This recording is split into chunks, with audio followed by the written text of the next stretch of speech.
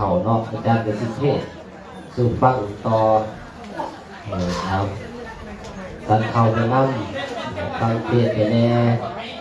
บัดนี้เอากันกุมารได้ออกเด้อกันกุมารมีอยู่101พระคาถาบ่แม่น101แต่101เนาะหาฟังต่อได้ไม่ออกเด้อเป็นอะไรกับฟังกันเนาะจำกันเทศคงเป็นอะไรว่านี้เพิ่งบทบาทกุมารกันสิเทโตขอเชิญทุกท่านสดับขอภาคแสดงกุมารกันนี่เก่าแจ้งบนนางนาดบัดที่ฝันเนาอยู่ฝันสละกวางแฝกกะตาเพื่อพังนาแต่มาเราอยู่ยังภูมิปนังทำเดือนได้7 เดือนพันเขาปนังเจ้าอยู่กระเสริมคืนนั้นนับว่าเริ่มล้างนิมิตสังหรณ์นั้นบ่รักคนห้อยหวนหนจนลาบ้านเดึกมาจนสิ้นแจ้งจังฝันแตกประหลาดตาล้างอีหยังกะบ่หัวเห็นมองว่าป้องไข่ปานว่าสายหนึ่งได้ถือดาบคมแข็งจำป่าแดงทุ่งทานให้หูสู้กามนาเก่งคำนาขามกิ่งยานสัมผีมันสุนตามแก่นักฟันฝ่าตองมาที่ห้องมาสันสายแม่นสินกนอกไฟมันก็บ่หัวซาตัดผ้าของนางเลือดกะเส้นเด่นคงมาที่โลกละเมื่อห้องตกผ้าไทยสะดุ้งตื่นของสติลูกเพื่อนยังสะอื่นสันสายต้องที่เป็นเหตุหายจึงแตกต่างคำฟันเลยไปหาเจ้าทำพระเดชองค์อวดอายให้ทำนายบรรลุทานสิมีลาอียังแน่พระเวทสงสามแท้คันสิแก่กะบ่ไหวผู้ที่ยันบ่ได้กะเลยเล่าอำพางสงสารนางก็จำเป็นระวังเวรว่าควงกางบ่เป็นหยังดอกดื้อลาแฟนขวัญตาจะได้วันเป็นนำคันนาดน้องมาที่ลาแต่ปวนเคยได้สุขอยู่ล้วนสะเวยลาดฟังฟ้าบานนี้มาทุกทุกเที่ยวหาปลาไม่ใจบ่ปกติตั้งคือลังครั้งแต่ก่อนหากเดินธรรมศาสตร์ได้ทำให้ว่าแปรปรวนผู้ทุศนถูกทวนล้วนสิแปรพันไปกับฟันดองนางเอ้ยอย่าห่วงเลยบ่มีหอนนอนบ่ฝันบ่มีลาแผ่นขวัญตาให้คิดทีอันว่าฝันหายกลายเป็นดีเจ้าสิมานมากไม่อันทำให้เจ้าบ่มีนั่นดอกนามาที่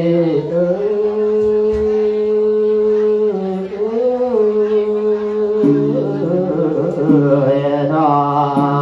งคงกับหังเวียนตาขาเล่นสังห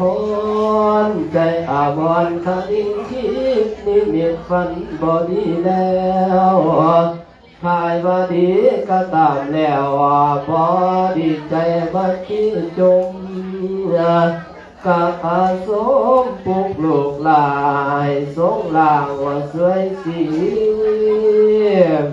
แจ้งมาแล้วบาดนี้แม่สิจากสองลาสาแวงหาหัวบ้านมุกผลพลาใบไปบ่ไก่ดอกวันนี้ใจบ่ดีแน่ฝันตาง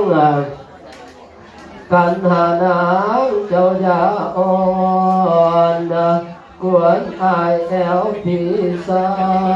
ยสลีเป็นผู้อายให้เจ้าเบิ่งกันหาแน่เด้อยานิไสสาลาพินสถานแถวนี้มาที่น้ำสองลาแทงควันตาไปฝากพ่อพอก็ย้อยกน้อมจอมเจ้าให้เบิ่งแย้งบัดนี้ป่าสว่างแจ้งน้องสิภาคภูมิสถานสองกุมารสายใจให้เบิ่งแย้งดูสวยผู้ค้าสวยมองมัวใจมัวบอกคือเก่าให้ลูกน้อยอยู่หัวมาเคียงข้างยางป่า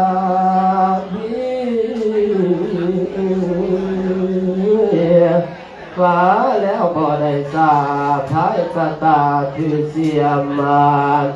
เตรียมตัวไปได้ไผ่เพื่อแสวงหาพ้นได้เดินลงไปเพียงหน่อยเลี้ยวขึ้นว่าเอินสัง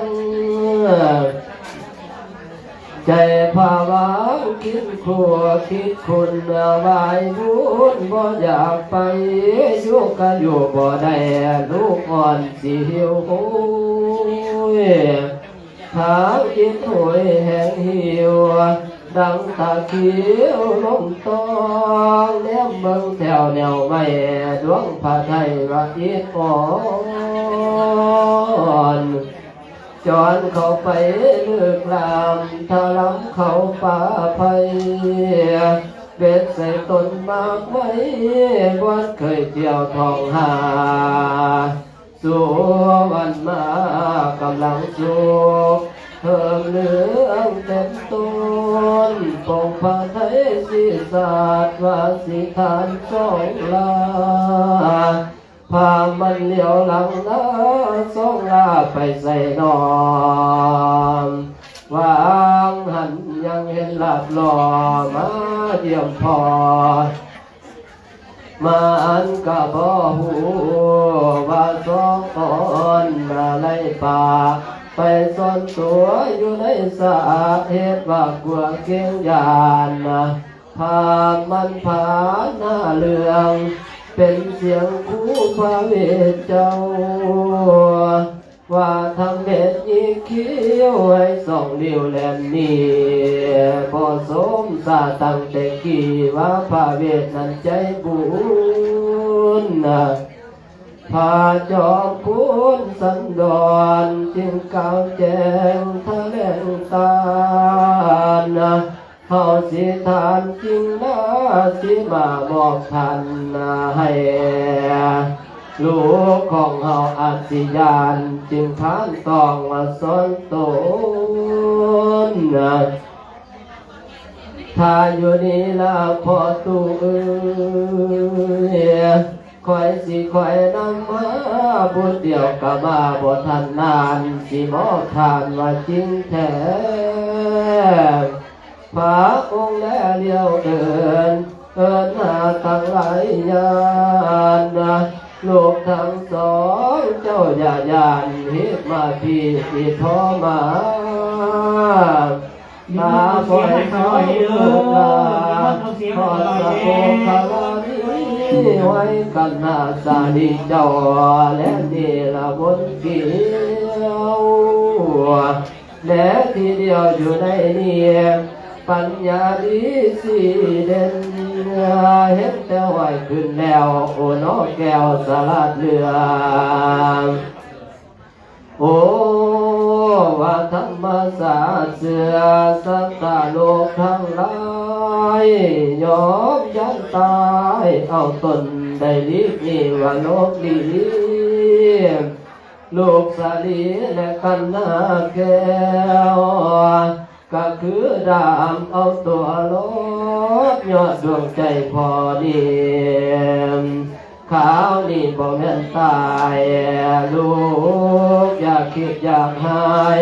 ให้สวยพอเพียงปะเดียวกำที่เที่ยวมาถึงบ่เฮิงก็คงสิพ้นได้ยินเสียงพอหวานเตือนขอเย็นชื่นลูกทั้งคู่ลูกกษัตริย์ให้ต่อสู้เห็นหูคู่สถานสองอ่อนหน่อยได้ยินพอตานยานสันสายขึ้นมาข้าพระบาทบิดากาวอนน้ำตาย้อยพาเวทเว้าดินอ้อยเอาสองลาอย่าโศกาให้หำกำนันนี่บ่พ้นให้ทนกันอย่าหวั่นไหว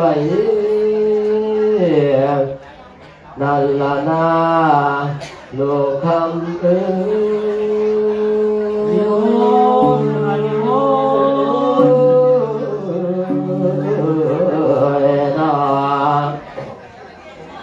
ข่าวนานองค์แก่นไทยก็ทานลาดสองสีทั้งกันหาใส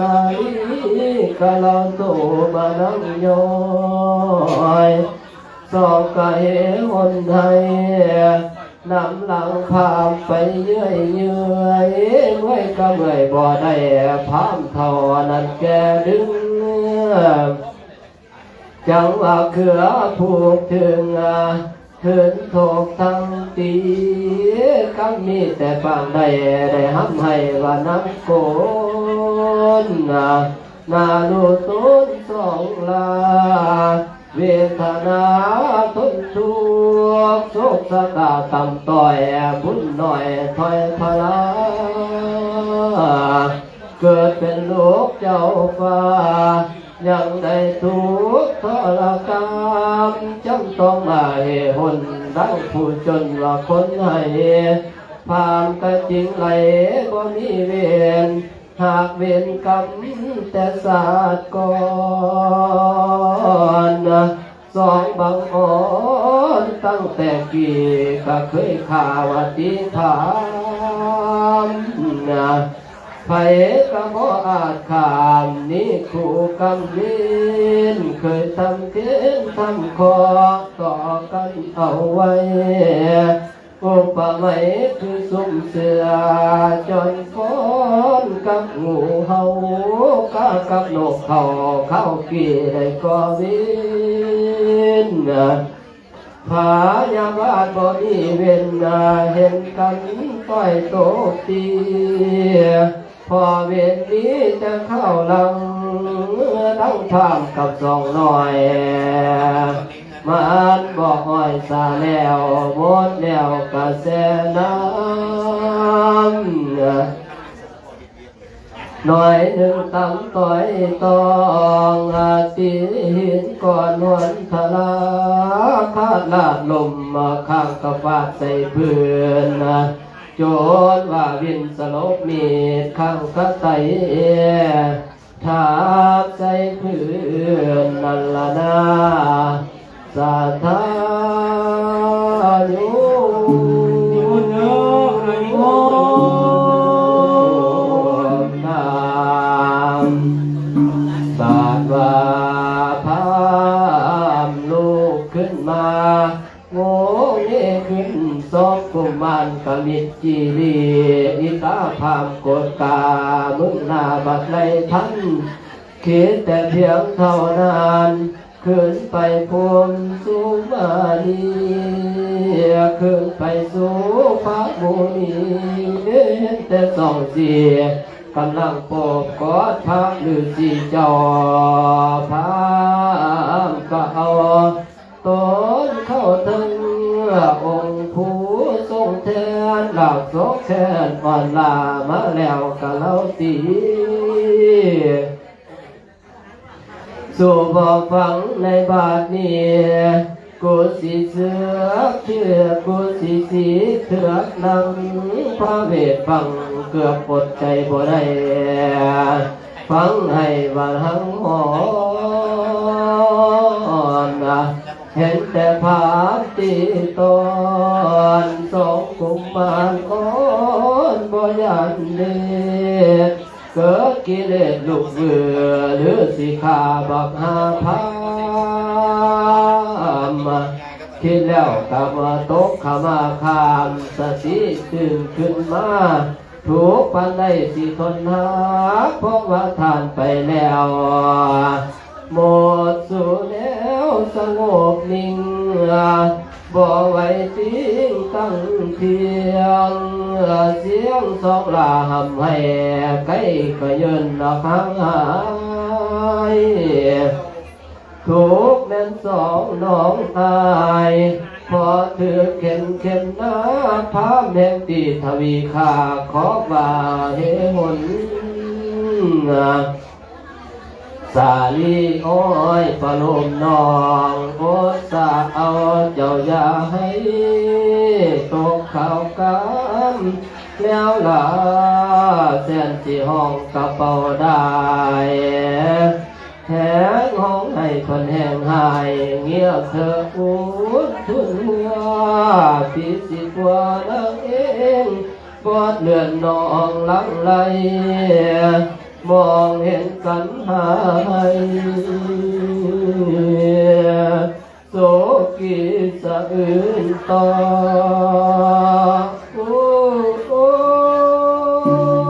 นิมนต์พระนายนิมนต์คำว่าร้อน้องแก้วบ่มีแล้วพูดสิมองคิดต่อพอกะบ่จองให้เขาจำจองหาสิเพิ่งพิงพระมารดาอยู่ป่าดงบ่ทันโคงโสวัสกลงมาได้เข็นคองไฟสิมองอยู่ช่วยพ่อและแม่เจ้าและคอยก็คือว่านั้นว่ามาธรรมดาเป็นกำพร้าพ่อและแม่นั้นตายป่าอยู่ตามเรือนตามศาลกับพ่ออยู่ใดบ่มีไผตีขาทรมานนันลาดแก่ส่วนว่าพ่อแม่นั้นก็คือร่างดังบ่มีว่าสาธุเด้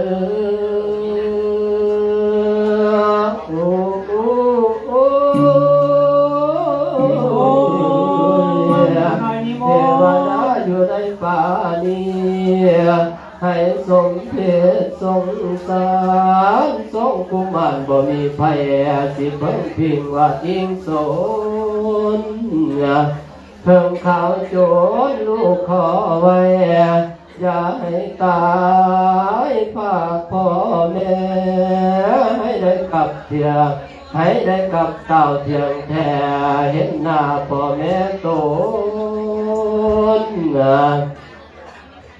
ปานนี้แม่ตกออกแหลนวิ่งเที่ยวหาตามหาขอให้องค์เทวาเจ้าบอกพระมารดาด้วยลูกพวงสวยคือปีคาพระมารดาให้มาสวยโอ้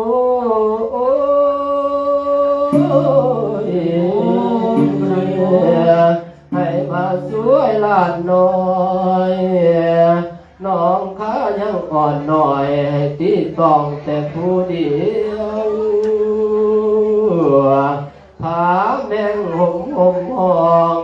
อย่าจองห้องกูบ่จงสู้คงตายขับแท้ขันยังให้บ่เงียบเสี